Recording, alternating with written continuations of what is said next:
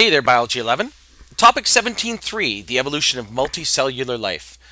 So, once life got a foothold on the planet and it went from a unicellular eukaryotic existence, eu as in true and karyo as in nucleus, where did things go from there? Well, this is an interesting topic because we look at Precambrian life. And this slide has a wonderful picture. I'm going to zoom in on this. Where down in the ocean depths, there was this grand experiment going on. Sure, we see things that are bug-like and segmented, and we see something like sea pens and mollusks and the strangest things like sort of bizarre-looking sponges. When we think about the evolution of multicellular life, it was a grand Precambrian experiment. And by today's standards, 90% of this stuff is dead. However, I do see things like sponges in the background, which lead me to the conclusion that, wow, those things are quite old. And we'll get into that when we discuss sponges later. But for now, multicellular life. How did it evolve? Moving right along. In the geological timescale, if we wrap the history of the planet on a watch, in this case it looks a bit like a stopwatch, let's hit a few stopgap moments here. The first prokaryotes show up right around here at about 2 o'clock in the morning of the evolution of life. And, well, they went for a very long time. Push that on around. As blue-green algae evolve cyanobacteria, we get the evolution of an O2 additive to the environment. We see that showing up in our rock strata, sedimentary rocks specifically, as rust bands. Now, oxygen itself would have been a metabolic byproduct, almost a poison. Interestingly enough, we can't live without it. If you don't believe that, put your hand over your mouth and see how long you can go without oxygen. We have to eliminate carbon dioxide and take in oxygen. We are hopelessly dependent on it. So this metabolic byproduct of the first photosynthesizers became something critical to life on the planet. So Precambrian time, which is denoted by the purple color, moves on into sort of our eras. And I always think of the Paleozoic and Mesozoic eras as the eras of the monsters, of the giant amphibians, of the dinosaurs, giant reptiles. And it's not until that little tiny bit, right? We've got this little, this little tiny bit here, right at the end of this arrow. Look at that, which is the era of the mammals. This is where we show up. And we have made a monstrous impact on our planet. But in recorded history, there's not much of us. Even the first land plants don't even show up until the Paleozoic era. So you think about hominids being on the scene for about, maximum we're talking several millions of years. It's debatable between 4.5 million years ago. Okay, let's get trucking.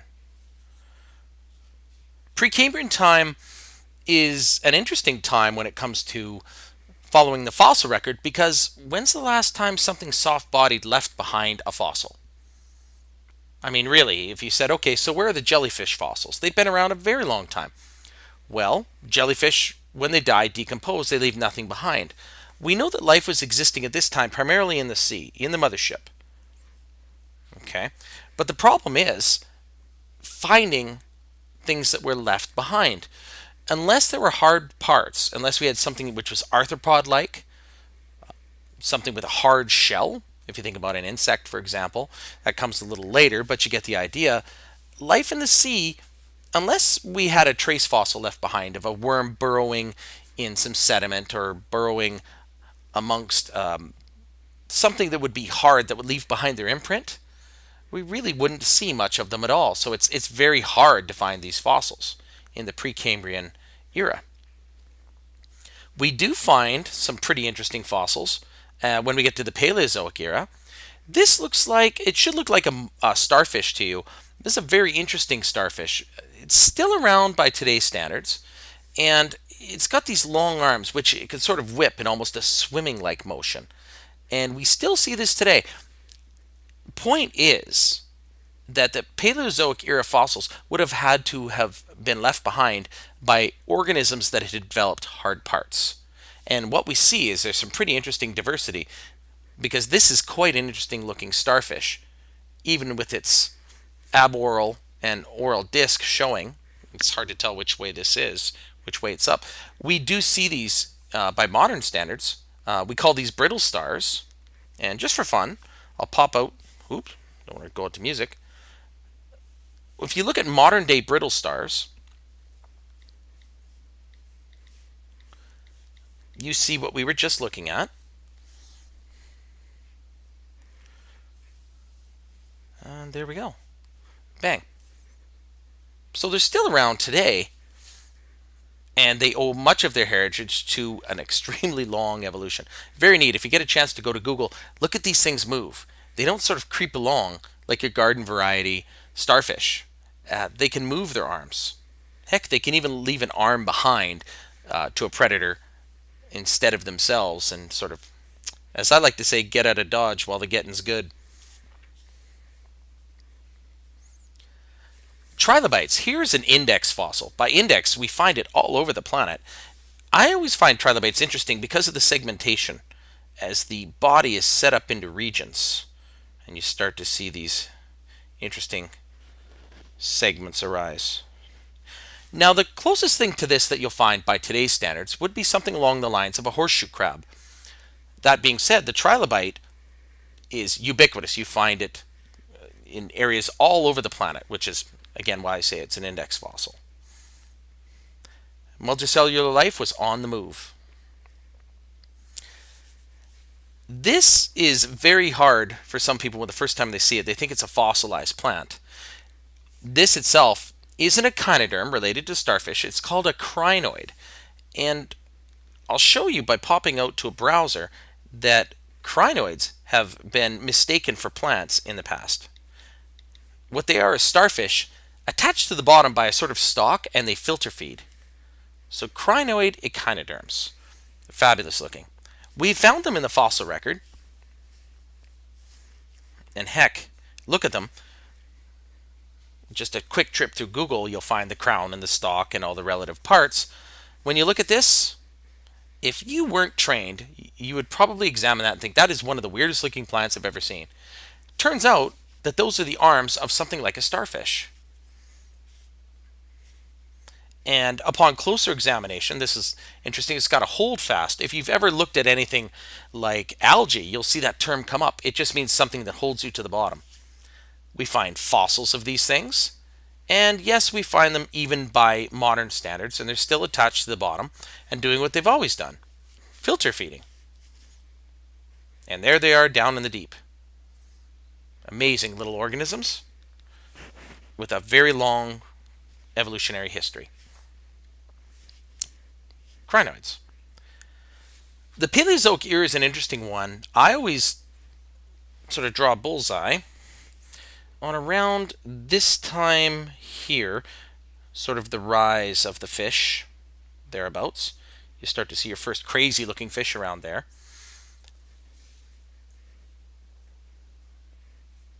Multicellular life was taking hold.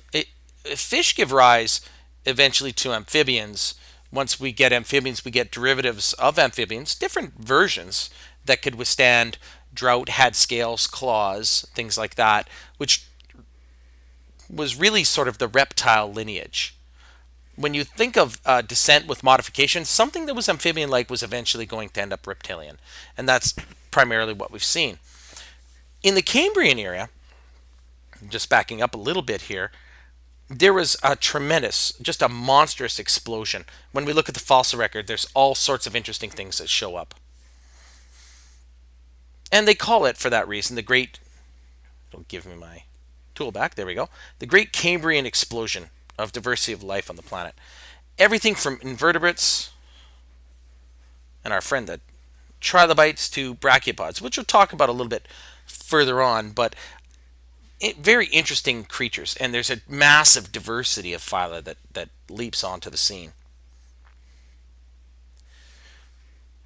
As we move closer, well, let's just back up a little bit here.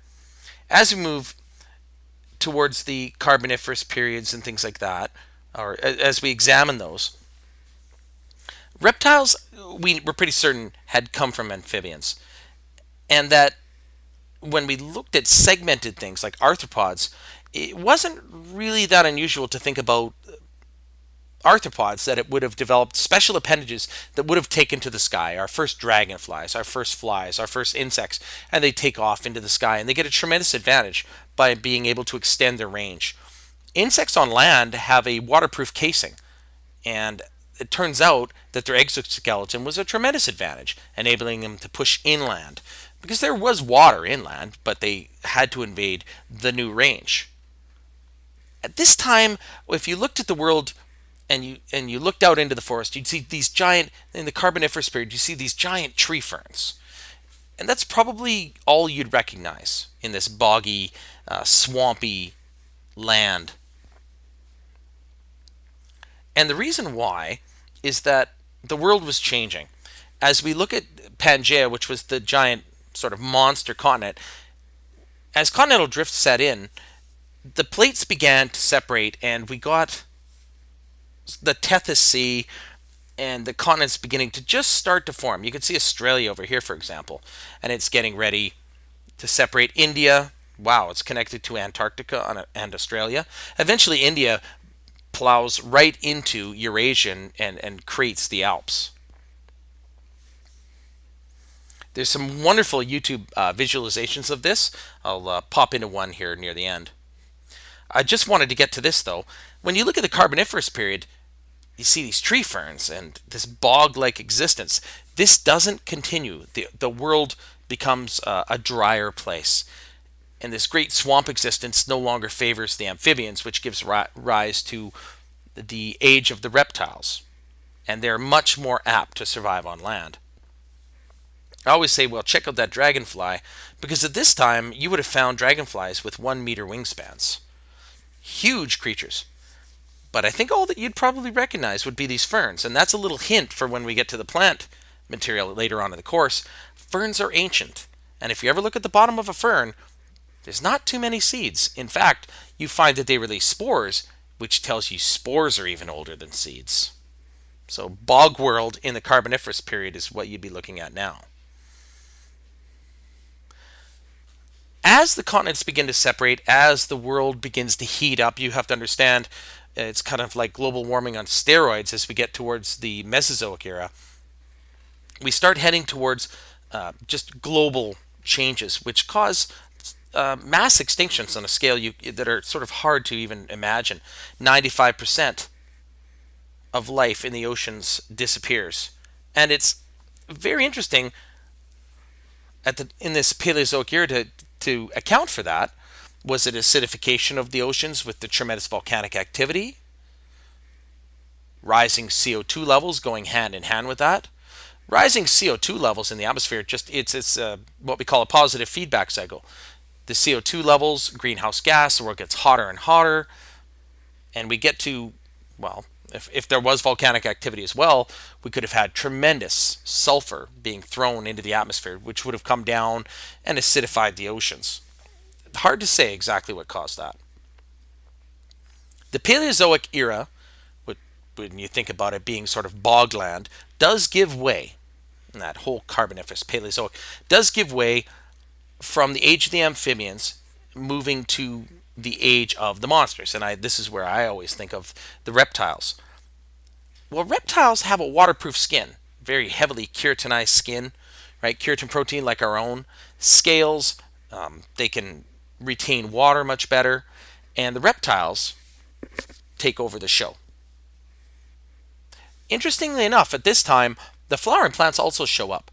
So we move from something which was largely an era in which you would have seen ferns, and you maybe would have seen the first sort of larger sort of tree ferns. Really, when you think about ferns, ferns give rise to some of our first plants, which would be our cone bearers. And our cone bearers, it was inevitable that we were going to give rise to something which would have flowered. And flowers kind of go hand in hand with the evolution of insects. This all sort of gets going during the age of the reptiles. And here's our Jurassic period. where dinosaurs become the dominant players on land. And the famous fossil of something you might have heard of called Archaeopteryx is discovered, and we've dated it back to the Jurassic period. And we think some of the first birds, the first lineages, are sort of given away by what we see going on in Archaeopteryx. And we look at birds as being kind of related to dinosaurs. If you've ever had a chance to really study dinosaurs, there were bird-hipped dinosaurs and there were lizard-hipped dinosaurs. The lizard-hipped dinosaurs didn't have that pubic bone in the way. They didn't walk sort of like if you watch a pigeon walk nowadays, you watch them sort of inside foot, outside foot, inside foot, outside foot. When you watch a pigeon walk, it can't run even like some of the modern lizards that you see where their hips seem freer to run, sort of bicycling in a circular fashion. Birds rose off of a lineage of dinosaurs. At least it's our belief, and the evidence is suggesting that it came off as something that we call the Ornithischian line, which is more like the bird hip dinosaurs. And I always tell students an easy way to remember this is T Rex and Triceratops. You always think about the classic battle of those two going at it. I like to think of them as being the two primary examples of the types of hips that we would have seen in dinosaurs. T Rex, with the ability to bicycle its hips and run like crazy, was a Saurischian dinosaur, whereas poor old Triceratops, who usually ended up lunch, was an Ornithischian or a bird-like dinosaur. So where did those feathers come from? We think they came from scales. We found this, not me personally, but scientists did find a very interesting fossil, the Archaeopteryx fossil. And if you look closely, you have to ask yourself a question: what the heck are these things? Well, this would have been the imprints left behind by something that suggests plumage. If you think about feathers, starts to make sense. And as they looked at not just the skeleton, but they looked at his hip structure, they saw it having, well, a sort of bird-like hip structure. Here we have what looks like it's sort of an intermediate form, somewhere between a dinosaur-like critter and really a bird-like critter, Archaeopteryx. And this is a little bit more of a skeletal visualization. They found it more than once, and they see the hip right here. A little bit hard to see, but if you look in this region, give me my. You start to see a hip prominence there, sort of the forward-facing sort of pubic bone, which indicates this is kind of bird-like. Looking at this, you can definitely see it's got bird-like features. Wow, Archaeopteryx, the bird dinosaur. Because I thought birds were reptiles. Now, through technologies greater than my understanding, there's been some interesting renderings where they're determining, they believe they know what the color of the feathers would have been. Okay, well, I think there's a PhD or a thesis to be had by defending that.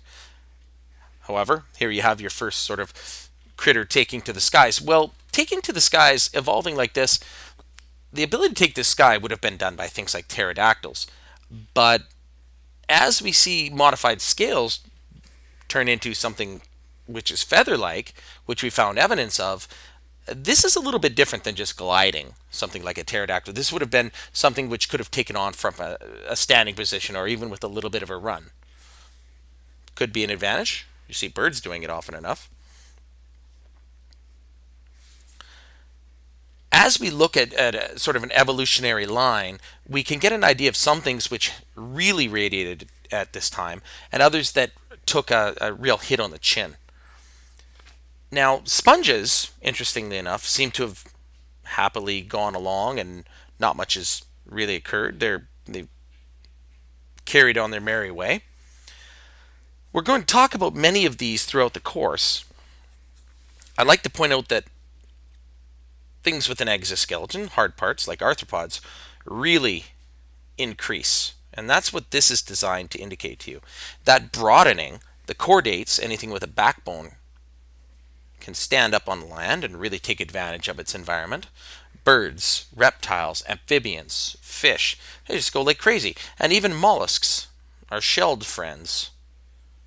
Well, snails and oysters and things like that. You get the idea. They do tremendously well. So you could see these patterns. The Mesozoic. Here's about when the impact of the asteroid would have occurred during the Cretaceous era. And at that time, some of the things on our planet do very poorly, and others do tremendously well. By chordates, mammals, us, we did tremendously well. Other chordates, not so good. Just ask the dinosaurs.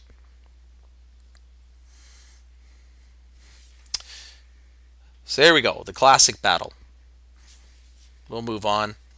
I remember hearing stats as a kid that Triceratops would win 1 in 4. I always thought that was great for the underdog. I think T-Rex won more often than not, but maybe I'm just being a little bit biased.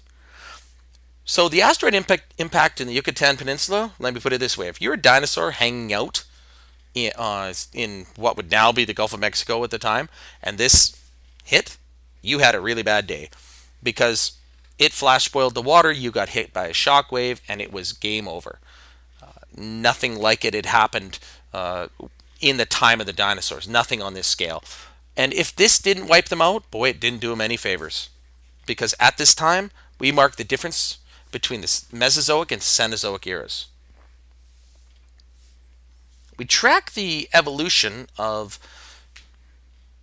well, the breakup of Pangea, and we begin to see the continents start to take form. I always love to point out India is hanging out down here. It's separated from Australia, and it will migrate forward. It'll eventually hammer into the modern day area here. Asia will sort of move up here, and it causes this tremendous buckling of the crust, which leads to the formation of the Alps. The fact that it was all connected at one time is a very interesting thought, because if this was all connected at one point, we could have seen migration of animals, migration of plant materials, etc. And in fact, we're finding that. We're finding fossils and fossilized plants and all manner of things in places like Antarctica. And it sort of belies the imagination. Why is there plant material in Antarctica? Well, this was all upwards near an equatorial fashion at one point, when we were looking at sort of the supercontinent of Pangea. And as it separated, well, it's not like there wasn't stuff there previous to the separation, sort of indicating, well, there's common heritage.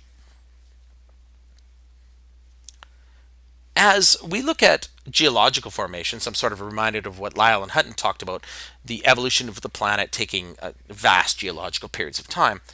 If you look at the Rocky Mountains, for example, they're very sharp, spiky mountains, indicating that the crust folded, well, a relatively short geological time ago because it hasn't eroded that much.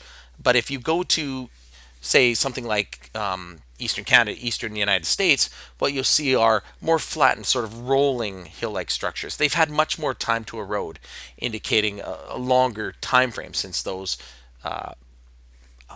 geological bucklings that had occurred. Gives you an idea of what was happening on the planet in sort of a relative order. The Cenozoic era becomes the era of the mammals. Now, it doesn't mean that the reptiles are gone, or that the fish are gone, or that the amphibians are gone. It's sort of a new day, and mammals evolve sort of from this little rodent-like creature, we believe, and radiate out into the environment. And they have a tremendous advantage because there aren't that many, I guess, superorganisms trying to hunt them down and eat them. The fact that we can sit in a classroom and have a conversation right now is fairly amazing, considering if those reptiles had survived, you can imagine our evolutionary relatives running for their very lives. Earth, air, water. Think about cetaceans like whales and things like that. They begin to invade the water. The air. Well, there are mammals that'll cruise through the air. When we look at, well, I like to think of them as the gliders, for example, or squirrels. We don't see a lot of flying mammals, with the exception of the bats, but there are mammals that take to that environment and use it to their advantage. And on land, well, we know that mammals were successful there. Even in the water, interestingly enough. It's like we went back. Question is, I guess, did we ever leave? Now, there's a lot more here than you really need to know, but the Cenozoic year is divided into these two periods, the Tertiary and Quaternary. And if you're wondering what this freak down here is with the Dracula fangs, that's our friend the saber-toothed tiger that you see in all the caveman movies, hauling off that poor caveman ancestor.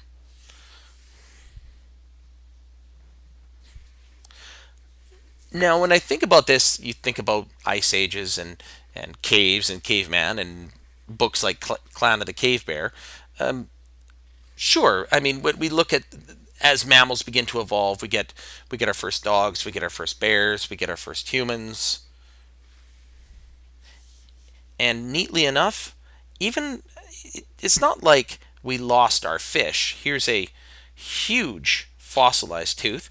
Looks roughly about the size. I'm assuming this shark's tooth would be something like a megalodon tooth. And if you've had a chance to take a look at megalodon, when we look at that critter, we believe that the megalodon jaw structure, based on something like a great white, I see all these megalodon movies these days, giant croc versus whatever. There we go. A megalodon jaw structure based on something like a great white is sort of the best, I guess, idea that we would have. And there's a lot of artistry because there's no megalodons now, at least until we find some. Based on something like a great white, you could imagine upwards of instead of like 30 feet, something like 20 meters. So you've got like a shark the size of a yacht. Pretty big fish, pretty big fish. But as you go through Google, you see this kind of thing. Impressive Photoshop. Look at the tooth size difference, and here's a good one. Sort of the largest great white compared to sort of our largest megalodon. Suddenly you get a very good idea of what the size would be. Megalodon jaws, if we go to, here we go. If we go to image size, just interesting little sidebar here. Based on the size of a great white, that would be coming at you in the water. And it's just an extrapolation based on great white jaw dynamics. Pretty big. We found the teeth, we didn't exactly find the jaws. For those of you who maybe aren't familiar, you got to realize that megalodon is a shark. It's a cartilaginous critter. When it dies, not much is left behind. The only real hard parts that you find left behind are the teeth. So we figured it out based on what we saw with sort of our garden variety great whites. And that's it. That's it for 17 point. I think we were at 17.3 here when we started. Interesting enough, you get going and you kind of almost lose track. There we go. 17.3, the evolution of multicellular life. I have a couple more topics to get caught up on. But ladies and gentlemen, in the meantime and in between time, that's it. Thanks for listening, and we'll see you again soon.